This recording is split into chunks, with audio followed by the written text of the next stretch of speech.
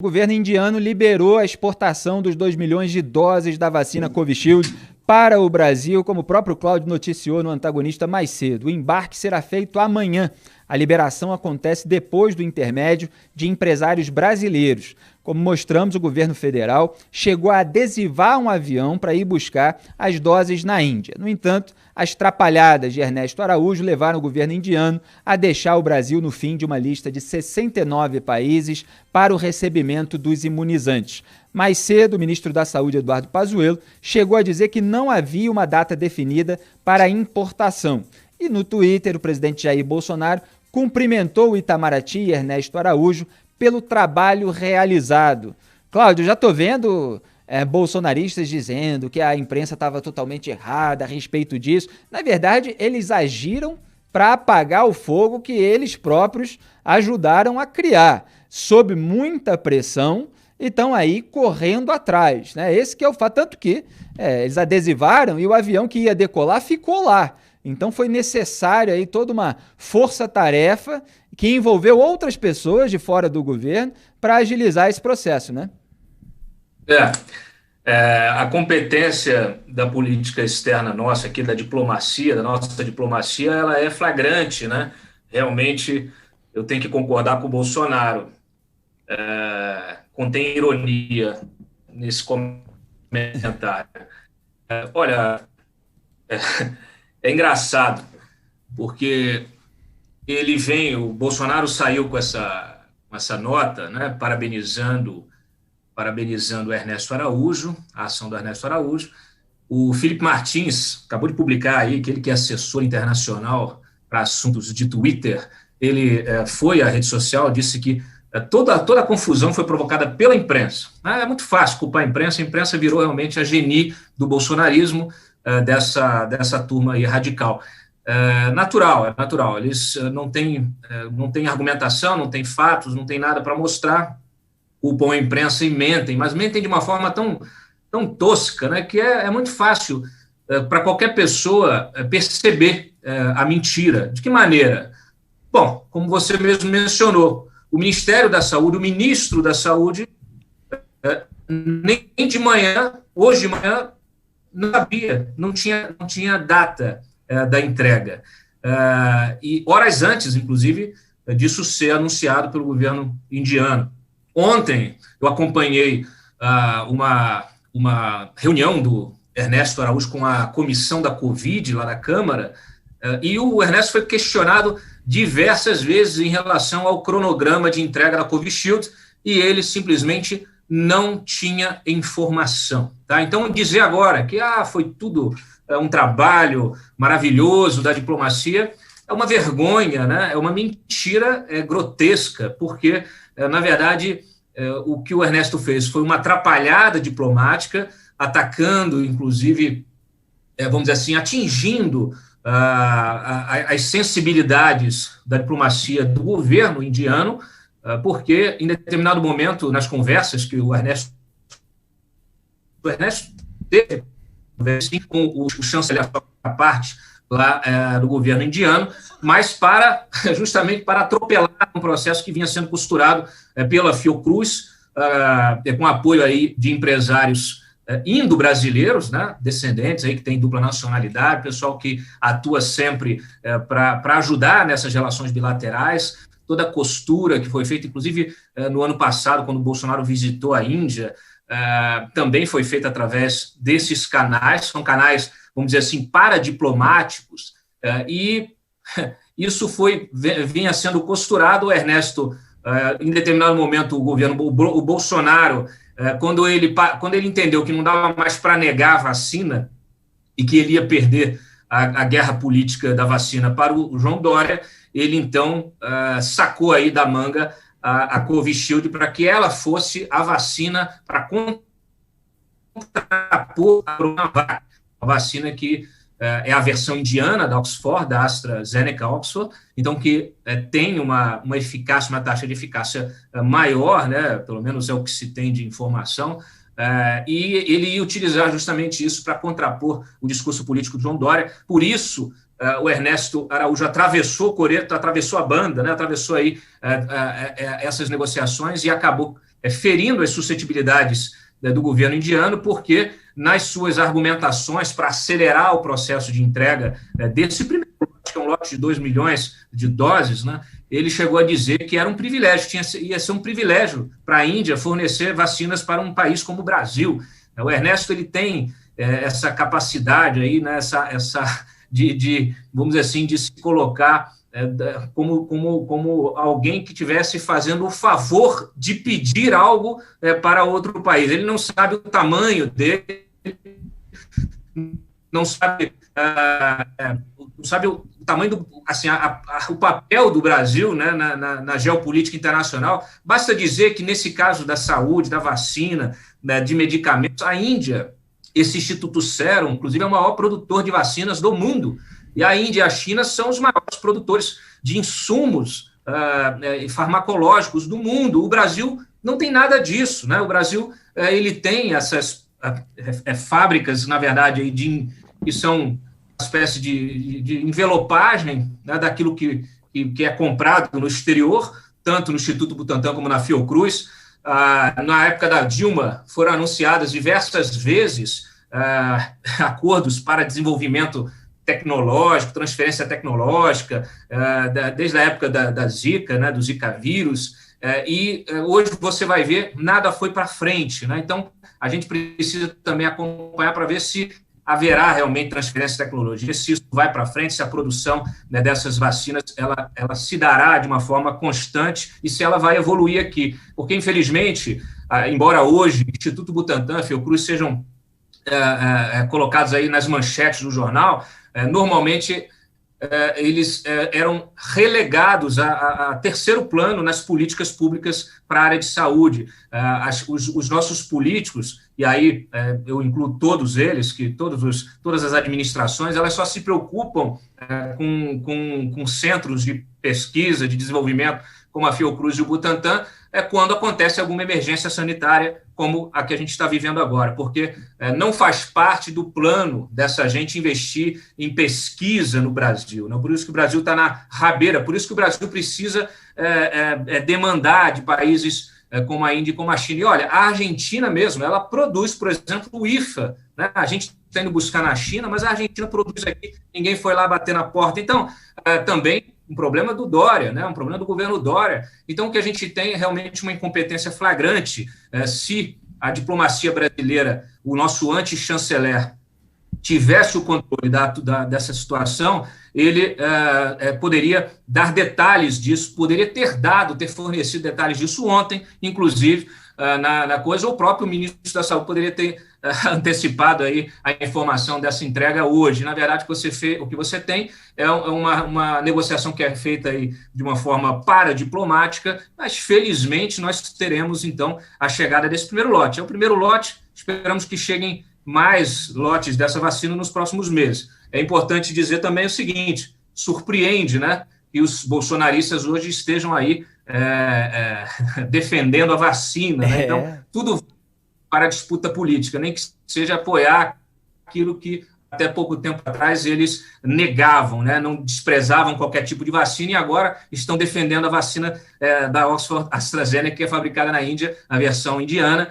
Então, pelo menos isso é uma evolução por parte aí dos bolsonaristas. A gente sabe que isso não é uma coisa real, né, que venha de dentro ali, porque o discurso é simplesmente com objetivo político.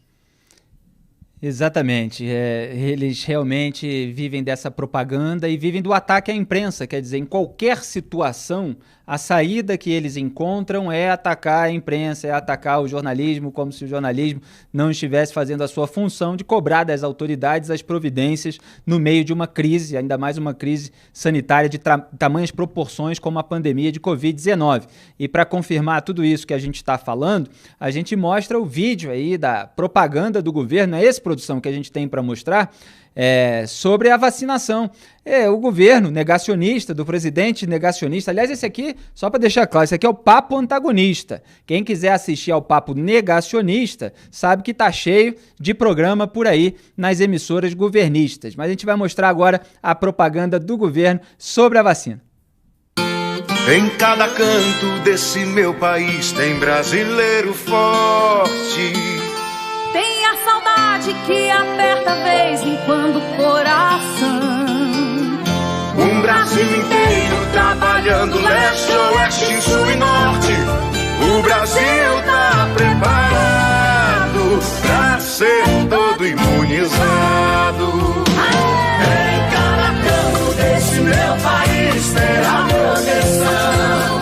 Tá aí a propaganda com toda essa música, e vocês que estão ouvindo no rádio não viram, mas aparecem umas legendas ali de use máscara, higienize as mãos, tudo isso que o presidente da República sabotou, essas orientações que ele achava que era coisa de frouxo, que era coisa de marica, porque precisava encarar de peito aberto e tal, não podia se comportar como moleque, mas aí pressionado pela realidade, e claro, pelas pessoas que vivem dentro da realidade, não vivem nessa bolha de fantasia virtual, no universo dessas narrativas, ele acabou tendo que se curvar a isso, mesmo que isso venha do governo. Na hora que o Bolsonaro vai dar declarações, às vezes é dissonante em relação à própria propaganda que o governo faz. Então, um governo um tanto esquizofrênico, que acena de um lado como quem está prestando as contas que estão sendo cobradas, mas do outro acena para sua claque fanatizada e tal. Você se emocionou, Cláudio, com essa propaganda, essa música, essa coisa tão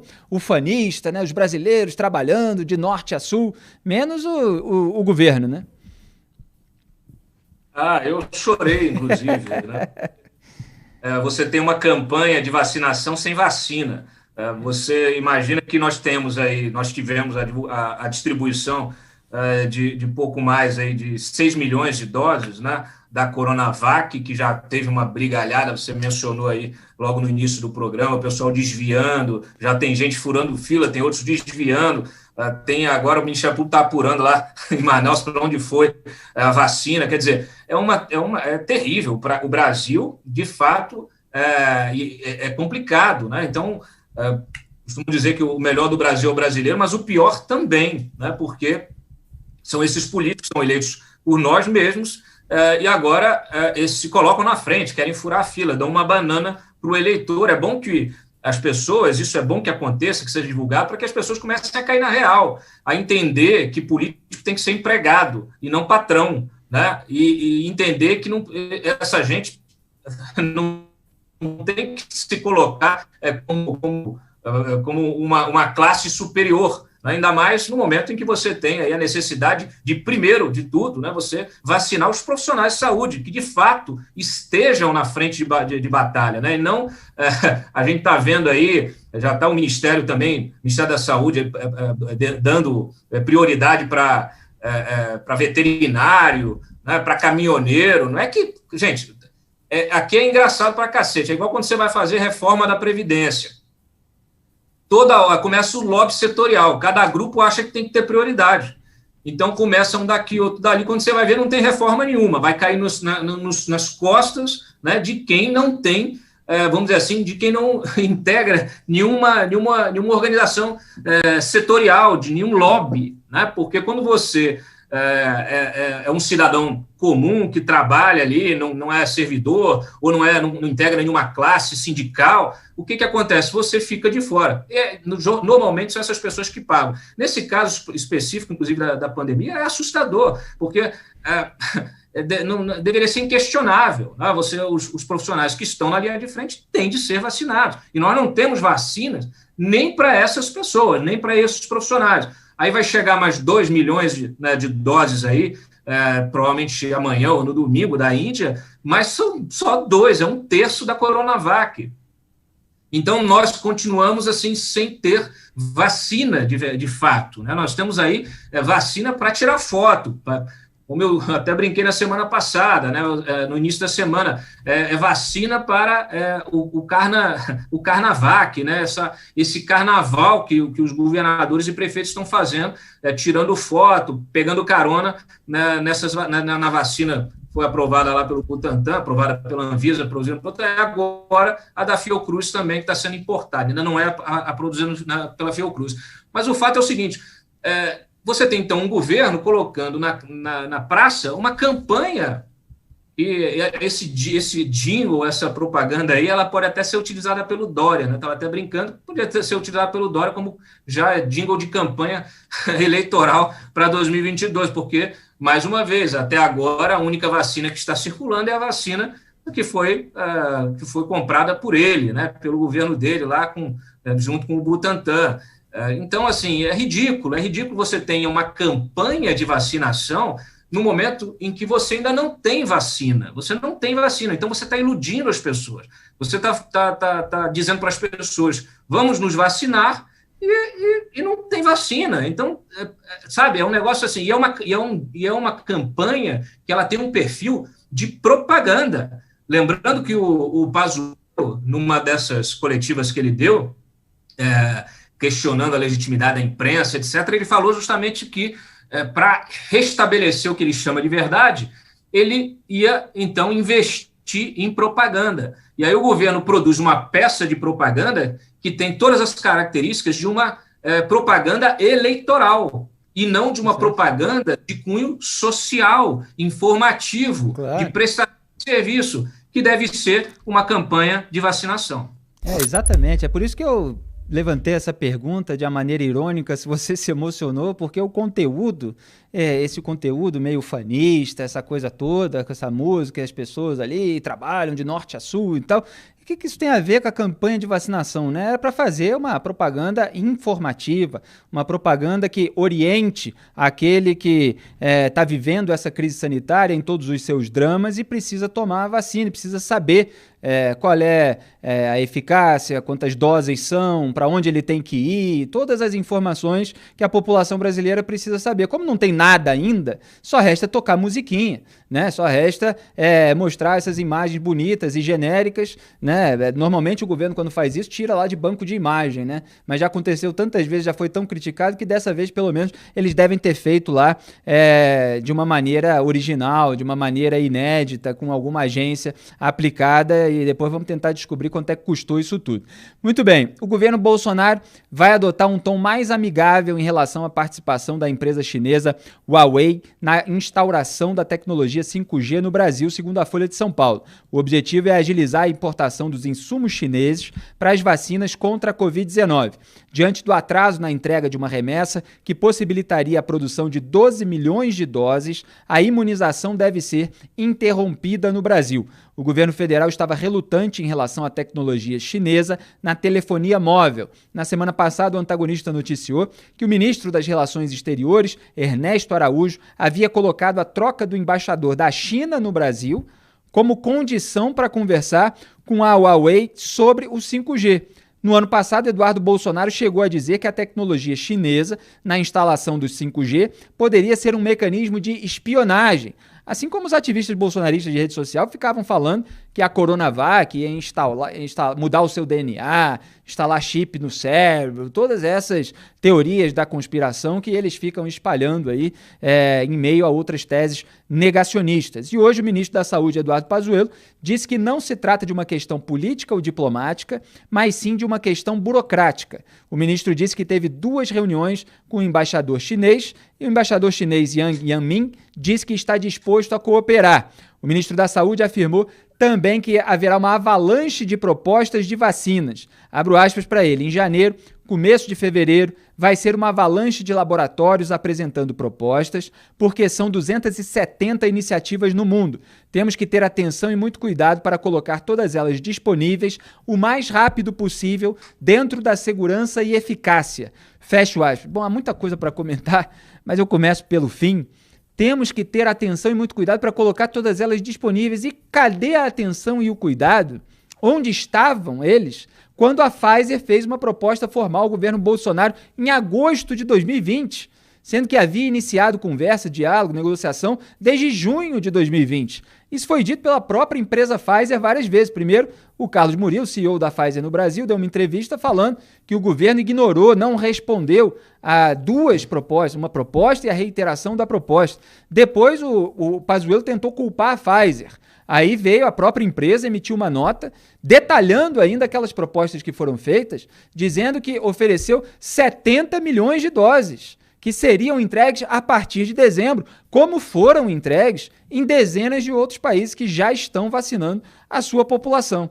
Aí agora ele adota essa postura passiva, não vai haver uma avalanche, não tem que esperar sentado passivamente uma avalanche de oferta, tem que correr atrás, já são 11 meses de pandemia. Quer dizer, esse cenário já estava vislumbrado há muito tempo. Aliás, acabou de sair, para eu dar o panorama completo, uma notícia no Antagonista, que é o seguinte: a Saldanha Rodrigues, fabricante de seringas no Brasil, vai entregar amanhã ao Ministério da Saúde 2,8 milhões de unidades requisitadas pela pasta, informa a Folha. A medida foi tomada depois do fracasso na licitação para a compra de 331 milhões de kits com seringas e agulhas. No total, a requisição é para 30 milhões. Então, vocês vejam que 2,8 milhões de seringas ainda é muito pouco, né? Lembrando que o Brasil tem uma população de mais de 200 milhões de pessoas.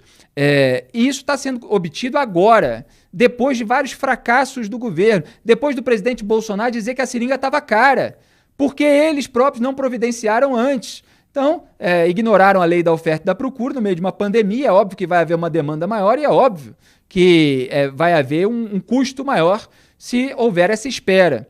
Agora, voltando para o começo, Cláudio, o Brasil, nessa diplomacia que você criticou na sua primeira participação, estava posando ali de quem tinha exigências em relação à China que eles tanto atacavam. E agora, dependente dos insumos chineses, tanto para vacina que o governo federal fechou acordo, quanto para a Coronavac, está muito mais pianinho e ainda tendo que fazer concessões. Tanto nessa questão do 5G, como eventualmente está saindo notícia de bastidor, a possível demissão do próprio Ernesto Araújo, embora o Bolsonaro esteja segurando.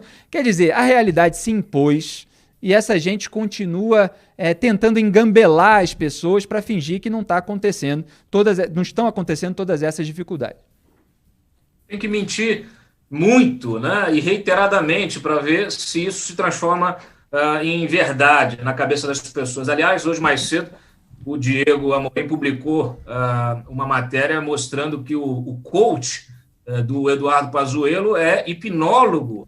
Então a gente Isso é muito bom. fez uma piada, né, no Twitter e falou assim: bom, é preciso mesmo, né, para você hipnotizar as pessoas para ver se elas acreditam na sua mentira, porque eu nunca vi um ministro da Saúde que mentisse tanto de forma reiterada. Mentiu na semana passada em relação à história da cloroquina, de que nunca recomendou cloroquina, de que nunca recomendou tratamento precoce, e a gente foi desmentindo tudo, né?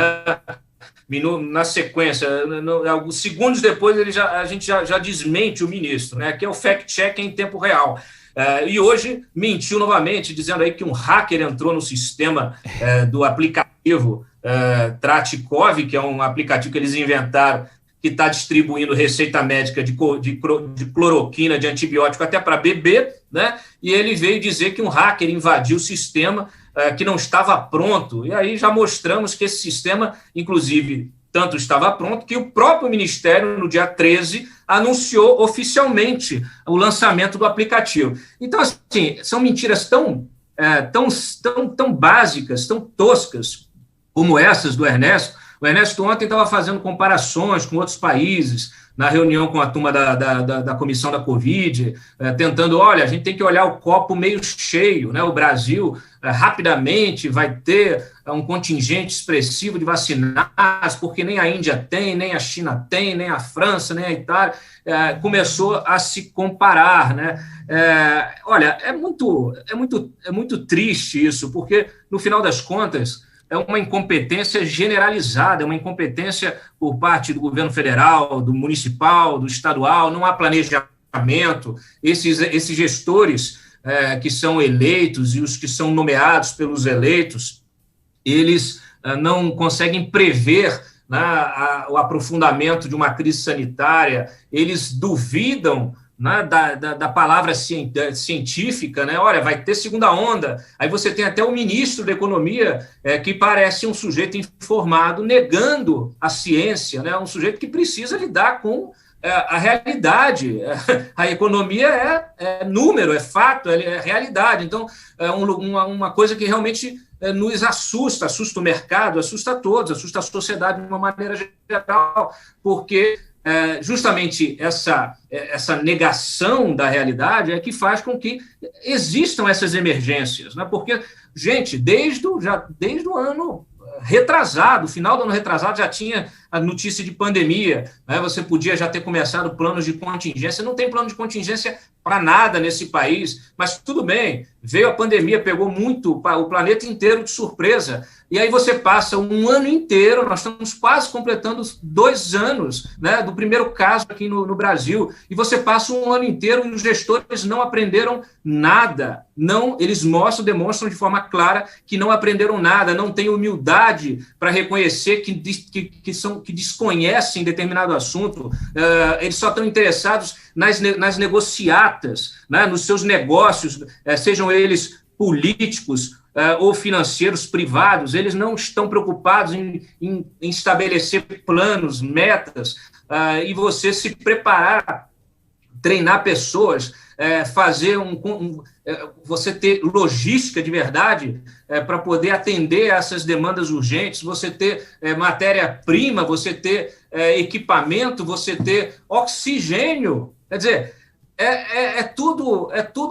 aqui é um eterno apagar de incêndio, né? Um eterno apagar de incêndio. Aqui é uma casa cheia de ratos, o país é uma casa cheia de ratos, com a tubulação, um encanamento tudo velho, furado, né? Com a fiação toda exposta, e é isso, uma hora é igual o Museu Nacional, que pegou fogo, né? Uma hora é curto-circuito, outra hora é vazamento, e uma hora isso vai ruir, e vai ruir sobre as nossas cabeças.